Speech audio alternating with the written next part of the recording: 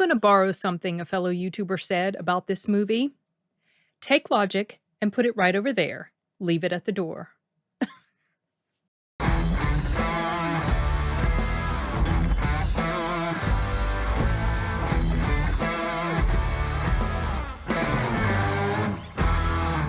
You guys, this film, I can't even begin to put into adequate words how insane this movie is, and yet at the same time, how fun it was, which is really weird, and I'll get sort of around to that, hopefully, if I remember at some point during the discussion.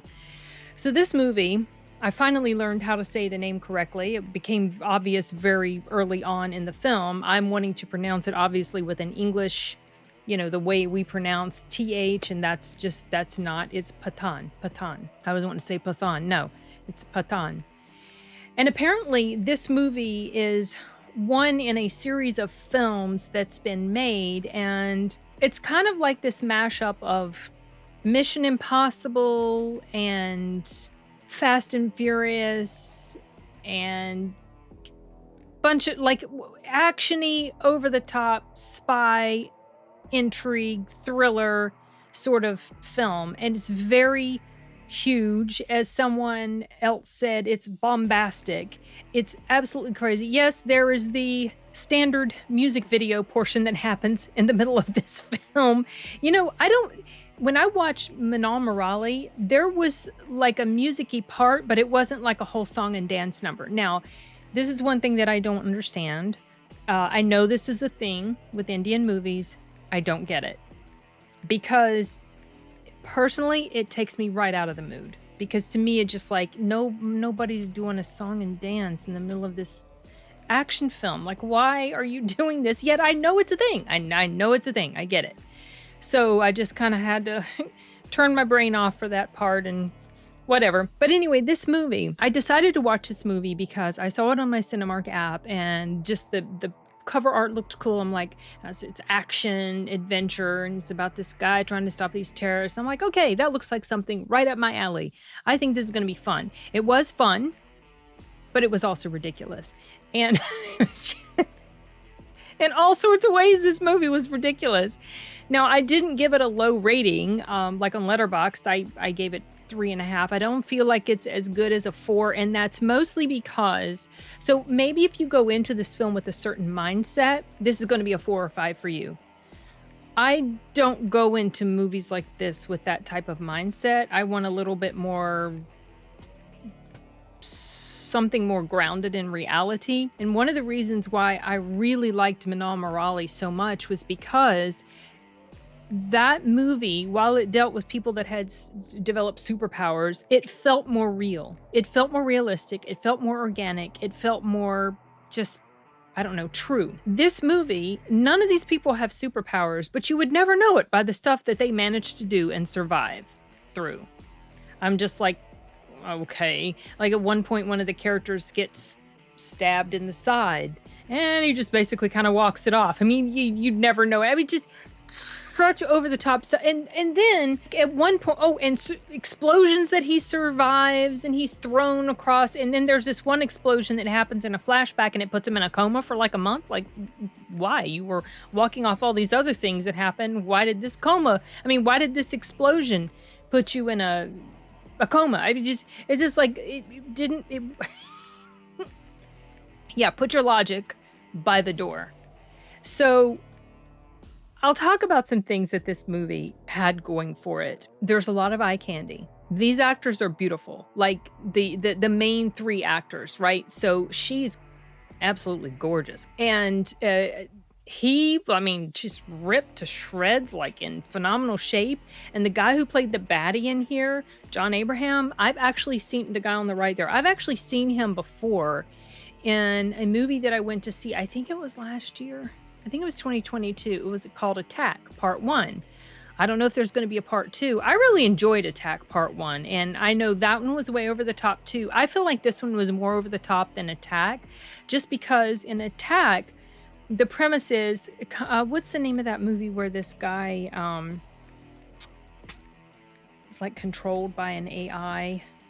or something. That was the premise of Attack. Like, he was paralyzed, so they put this thing in his, and it was able to give him his motor functions back again. Like, he could walk again, and he was able to fight and do all this stuff.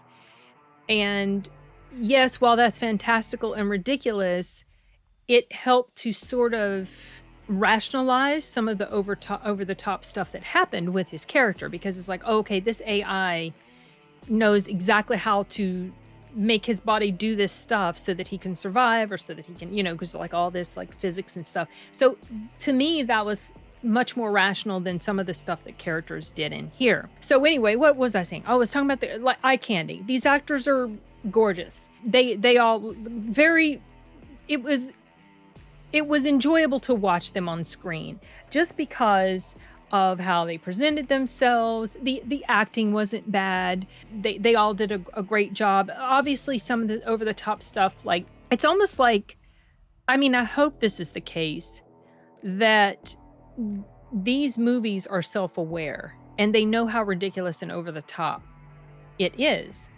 But there's like it's got to be that they know, and this is just kind of like standard and part of it, but there's like a whole bunch of slow-mo and hair flying where there's no wind, but there's hair flying. Think a Jennifer Lopez video where her hair's flying. Why is there wind? Or like, why is there a fan on her hair?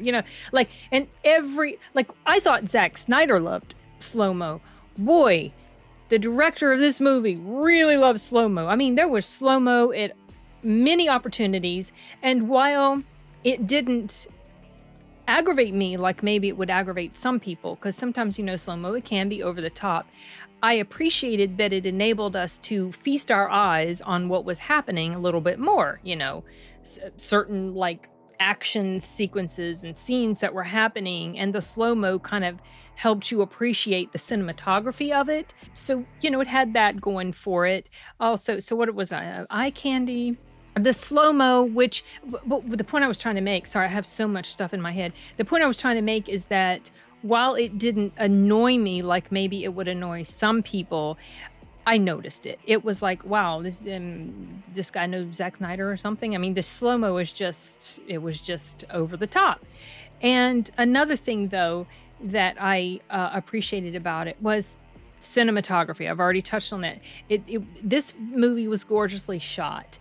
And the action sequences, while over the top, the way they were choreographed and the variety of things, it's kind of redundant, the variety of things that happened in the action sequences and in the fight scenes, it was like there was always something new, right? And so that was cool and interesting. And I appreciated whoever worked on the choreography for this, because some of the fight scenes were really cool, even though they were over the top and ridiculous. There were obviously certain moments where someone's swinging and it's so obviously an intentional miss so that the person can duck, that sort of thing. Those slipped by every now and again. And there were some moments where CGI didn't look the best or the most convincing, but for the most part, you're kind of able to sort of look past that and just stay involved in the story. But yeah, the fight scenes were cool, but the problem with this film for me is, I guess I went into it expecting that it was going to be something along the lines of not necessarily exactly like Manal Morali, but that it would feel more rooted in reality. But it didn't. Like, some of the stuff that these people did and survived, it was just like so insane. It was, okay, you know what it reminded me of? It reminded me of the insanity of Mission Impossible 2, which is the worst Mission Impossible movie in all of the movies. And yes, while there is a lot of over-the-top stuff that happens in all of the Mission Impossible movies, a lot of them still feel convincing and convincingly suspenseful. In this movie, the characters seem to be pretty much immune to anything bad happening to them. So whenever they, like, let's say, jump off of a moving train to grab the broken railroad track, they're going to make it. There's no danger of them dying. When someone is riding across ice and doing all sorts of motorcycle tricks on the ice. Nothing's going to happen. They're going to be just fine. That sort of thing. So it takes away the suspense. It takes away the like that factor. Oh my gosh, because nothing's going to happen. They're going to be like Superman. So when you take away that level of realism, it kind of makes you, at some point, those action scenes and the over-the-top stuff, it starts to get not as entertaining. Even though I appreciated the variety of it and I liked how it was shot, it gets to be not as entertaining because you feel like there's nothing really to lose, because like you feel like no one's really in danger. And so for me, so I say you, but I mean, obviously people might feel completely different about it.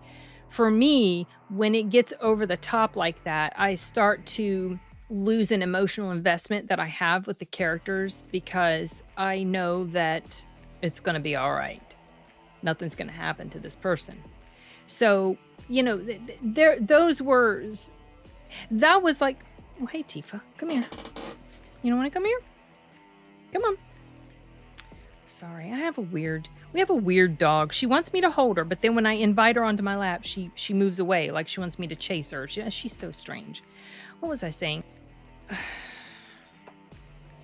Where was I? She distracted me.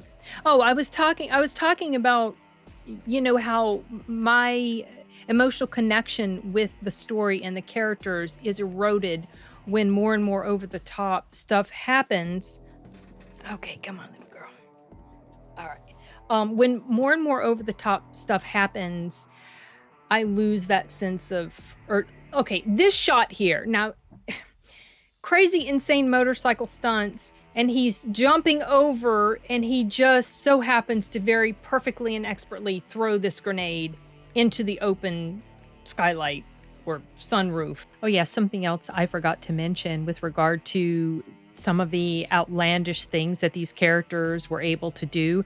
There was a scene where the two characters were having a fight, and one of them either popped his knee out of joint or broke his leg or something. I think popped his knee out of joint. And he just reached down and pushed it back into place, and then was able to proceed with the kick-ass fight as if nothing had happened. I'm here to tell you there is just no way in the world that's possible. As someone who has had issues with their knees popping out of joint until I had surgery on my knees, there's just no way. You can't just pop it back in and carry on with your day. So that was a big eyeball roller. Okay, back to the video. So basically, I'm going to forewarn you, if you would like to watch this movie, if you don't mind ridiculousness, go into this with that expectation. Don't expect things to be grounded in any sort of realism at all, and you'll probably enjoy this movie.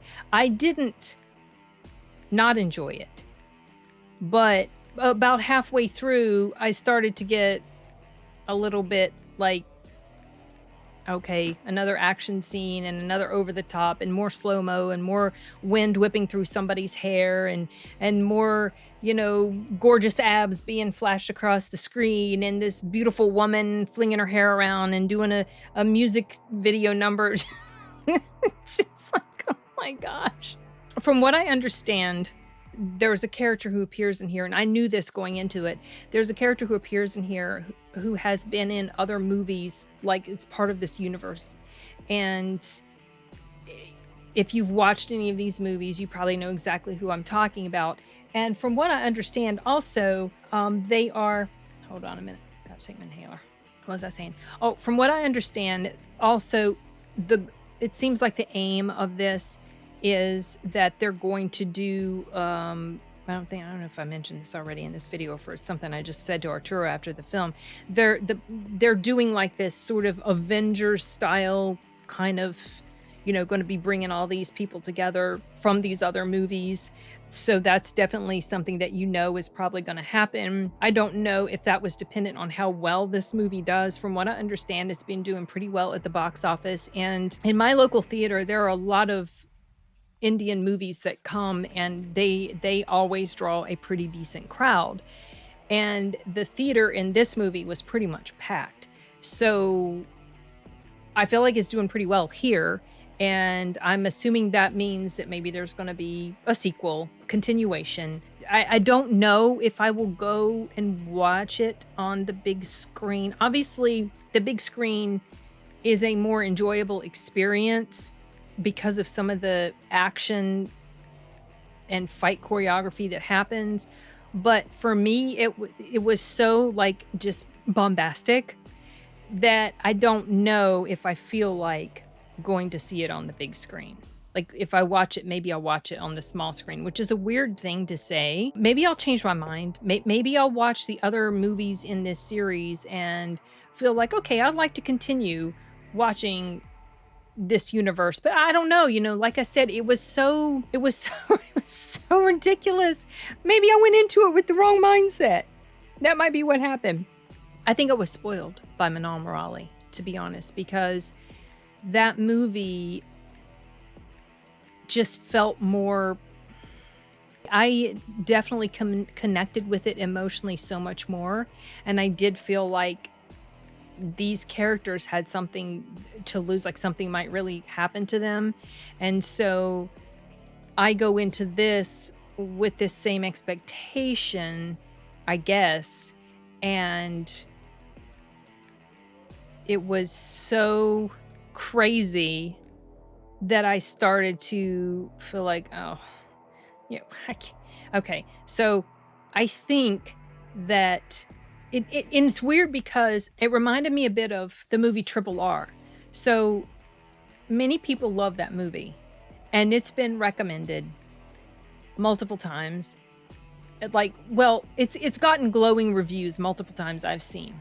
A bunch of different YouTubers love it. Some people had even made comments on some of my videos, that I should go.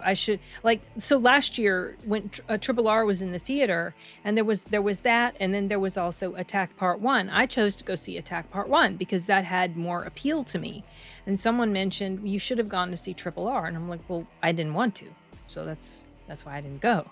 And because it didn't interest me. So I heard it was on Netflix and I started watching it because I'm like, all right, let me see what this is all about. And I started watching it, and you guys, I couldn't make it past the first 10 to 20 minutes because it starts off, and I've mentioned this in one of my other videos, but it starts off and it's just this over the top ridiculous, these idiots in there, and their portrayal, it was just so, the acting was terrible, and they were so cartoonish in the way that they behaved. It was like, wow, this is okay. And then there's this scene where this guy, there's this mob of people, probably thousands of people outside this police area or whatever, and they want this one guy in the crowd to be brought in because he'd done something. And so one of the main actors, he goes into this crowd, this mob of people, of thousands, hundreds and thousands of people, whatever, and he manages to make it back alive and to also bring this guy back. And I was like, no, this is not realistic at all. I want some realism in my action movies. I don't want craziness. And I guess that's just where my mind is. And so while I enjoyed this story, I did like the story. I was, I wasn't bored, and I definitely did. This was not one of those experiences where I felt like I wanted to leave. It was not like that at all. I guess I'm just kind of venting because it's I wish it had been a little bit less bombastic-y and no music videos involved, and yeah, just tone down a little bit. But maybe that's asking too much, because maybe this is what the entire universe of movies is built around. This sort of, think Fast and Furious. A lot of people really love the Fast and Furious movies. I don't like them because of that exact, I have zero interest to watch Fast and Furious because of the over-the-top action scenes and crazy car stunts and just insane scenarios and setups. I'm like, no interest at all. I think if I had to choose between Fast and Furious and this, I would still choose to watch this instead because the premise of the story was more interesting to me. And I did like how it was shot. The people who worked on this, they know what the heck they're doing. This was amazing in that regard. And so they're very talented filmmakers. It's just, I guess maybe it's just me. I just don't, I'm not as drawn to things that are so outlandish. Anyway, there was something something that was cool about this that I really did appreciate about this movie. It's about 2.5 hours long, so definitely not the longest film I have sat through, but there was an intermission. That was awesome.